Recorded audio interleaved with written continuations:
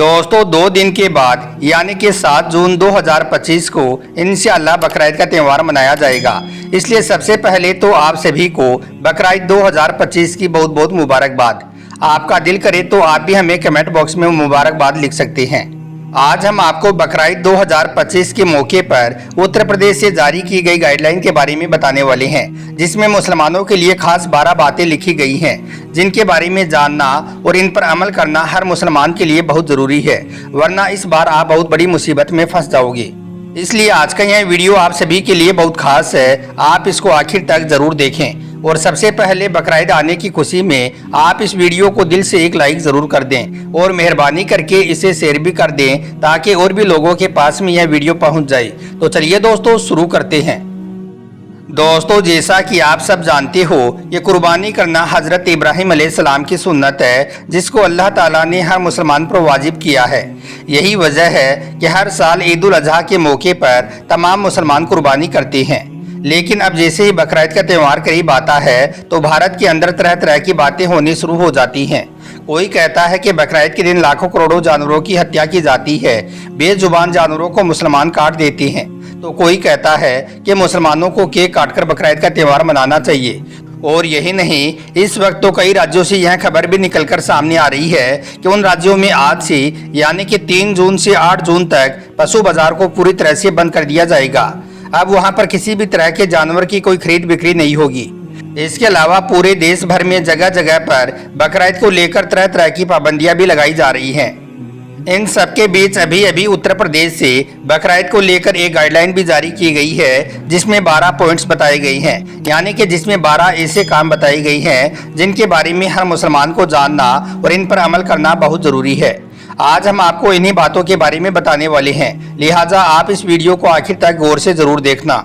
दोस्तों जैसा कि आपको मालूम है कि कुर्बानी करना हजरत इब्राहिम अलैहिस्सलाम की सुन्नत है, जिसको अल्लाह ताला ने हम मुसलमानों पर वाजिब किया है। यही वजह है कि बकरीद के मौके पर हर मुसलमान मर्द और औरत कुर्बानी करना चाहता है। मगर अब सवाल ये आता है कि बकरीद के मौके पर कुर्बानी किस तरह से की जाए। ऐसे कौन से जानवर हैं जिनकी कुर्बानी की जाए और ऐसे कौन से जानवर हैं जिनकी कुर्बानी नहीं करनी चाहिए, और कुर्बानी के बाद जानवर के खून और खाल का क्या इंतजाम किया जाए। इन सब बातों के बारे में सीरत की किताबों में तफसील के साथ बताया गया है। मगर इसके साथ ही हर साल सरकार भी अपने हिसाब से कुर्बानी के मौके पर खास गाइडलाइन तैयार करती है। और याद रखें, जिस तरह से हर मुसलमान कुर्बानी को लेकर हर सुन्नत पर अमल करता है, उसी तरह से सरकार की तरफ से बनाई गई गाइडलाइन का भी जरूर पालन करना चाहिए। इसके अलावा बकरीद के मौके पर हर साल मुस्लिम उलमाओं की तरफ से भी यह बताया जाता है कि मुसलमानों को इस साल कुर्बानी किस तरह से करनी है, यानी कि मुस्लिम उलमाओं की तरफ से भी बकरीद पर मुसलमानों को गाइडलाइन दी जाती है, जिसको मानते हुए फिर तमाम मुसलमान बकरीद का त्यौहार मनाते हैं और कुर्बानी करते हैं। दोस्तों इसी के चलते इस वक्त उत्तर प्रदेश की राजधानी लखनऊ से इस्लामिक सेंटर ऑफ इंडिया की तरफ से बकरीद 2025 की एडवाइजरी जारी की गई है, जिसमें मुसलमानों को 12 बातें बताई गई हैं, यानी कि 12 काम बताई गई हैं जिनके बारे में हर मुसलमान को जानना और इन पर अमल करना बहुत ज़रूरी है। क्योंकि जिस तरह से इस वक्त हमारे देश का यानी कि हमारे यहाँ का माहौल बना हुआ है, उसमें हमें भी कोशिश करनी चाहिए कि कुर्बानी करने में हम इन बातों का जरूर ध्यान रखें और इनको मानते हुए ही इस बार हम बकरीद के त्यौहार को मनाएं और कुर्बानी करें। अगर आप इन बातों पर अमल नहीं करोगे तो याद रखना आप बहुत बड़ी परेशानी में फंस जाओगे। दोस्तों इस्लामिक सेंटर ऑफ इंडिया की तरफ से बकरीद 2025 के लिए जो एडवाइजरी जारी की गई है, उसमें यह 12 तरह की बातें लिखी गई हैं, आप इनका जरूर पालन करें। नंबर 1, बैन जानवर न काटे जाए। दोस्तों इस गाइडलाइन में पहली बात तो यह बताई गई है कि इस बार बकरीद के मौके पर कोई भी मुसलमान किसी भी ऐसे जानवर की कुर्बानी ना करे जिस पर भारत सरकार की तरफ से रोक लगाई गई हो। इस बार मुसलमान सिर्फ उन्हीं जानवरों की कुर्बानी करे जिन पर सरकार की तरफ से बंदिश नहीं है। नंबर 2, खुले में कुर्बानी ना करें। दोस्तों इस एडवाइजरी में दूसरी बात यह बताई गई है कि इस बार बकरीद के मौके पर कोई भी मुसलमान खुले में कुर्बानी ना करे और ना ही कुर्बानी करने के बाद जो जानवरों के अवशेष हैं, यानी कि जो खाल वगैरह हैं, उनको किसी खुली जगह में फेंके, बल्कि उनको एक गड्ढा खोदकर जमीन में दफन कर दें। नंबर 3, गरीबों का ध्यान रखें। दोस्तों इस गाइडलाइन में तीसरी बात यह लिखी गई है कि बकरीद के मौके पर गरीबों का भी जरूर ध्यान रखा जाए और कुर्बानी की गोश्त का जो 1/3 हिस्सा है वो गरीबों को जरूर दिया जाए। अब जैसा कि आप सभी को मालूम है कि कुर्बानी की गोश्त के 3 हिस्से होते हैं, एक हिस्सा खुद के लिए, एक हिस्सा रिश्तेदारों के लिए और एक हिस्सा गरीबों के लिए। तो जो गरीबों का हिस्सा है वो उन्हें जरूर दें। नंबर 4, गोश्त खुले में ना लेकर जाएं। दोस्तों इस वक्त उत्तर प्रदेश के लखनऊ से बकरीद पर जो गाइडलाइन जारी की गई है उसमें चौथी बात यह लिखी गई है कि इस बार कोई भी मुसलमान गोश्त को खुले में ना लेकर जाएं, बल्कि पहले गोश्त को अच्छी तरह से पैक कर लें, उसके बाद ही किसी के यहाँ पर गोश्त देने के लिए जाएं। इसके अलावा किसी ऐसे मोहल्ले में भी गोश्त लेकर ना जाएं जहाँ पर गैर मुसलमान ज़्यादा रहते हों, यानी कि जहाँ पर मुसलमान कम तादाद में रहते हों या बहुत कम रहते हों। नंबर 5, बकरीद की नमाज के बाद दुआ जरूर करें। दोस्तों इस एडवाइजरी में 5वीं बात यह लिखी गई है कि इस बार बकरीद की नमाज पढ़ने के बाद हर मुसलमान गर्मी से राहत, फिलिस्तीन में रहम और अपने मुल्क भारत की सलामती के लिए, हिफाजत के लिए, हमारे देश में अमन, चैन और भाईचारे के लिए दुआ जरूर करें। नंबर 6, साफ सफाई का ध्यान रखें।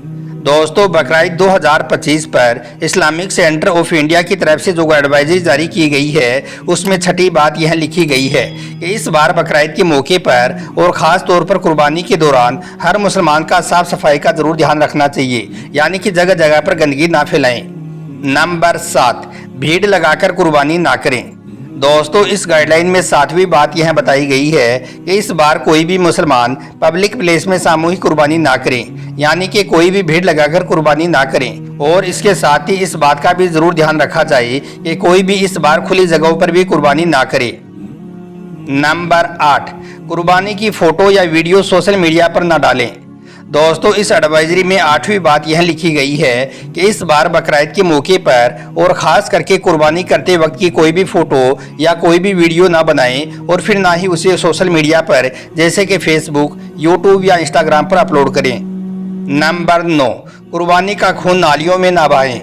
दोस्तों लखनऊ से जारी गाइडलाइन में 9वीं बात यह लिखी गई है कि इस बार कुर्बानी के जानवर का जो खून है उसे ऐसे ही नदी नालों में या बाहर सड़कों पर ना बहाएं, बल्कि आप कुर्बानी के जानवर का जो खून है उसे ज़मीन में गड्ढा खोदकर वहीं पर ही दफन कर दें। नंबर 10, किसी की भावना आहत ना करें। दोस्तों इस एडवाइजरी में 10वीं बात यह लिखी गई है कि इस बार बकरीद के मौके पर आप कोई भी ऐसा वैसा काम भी ना करें जिससे दूसरे धर्म के लोगों की भावनाएं आहत होती हों। इसके लिए आप खुले में कुर्बानी ना करें और ना ही खुले में कुर्बानी के जानवर के जो अवशेष हैं वो फेंकें, बल्कि आप उन्हें नगर निगम के कूड़ेदान में फेंक दें।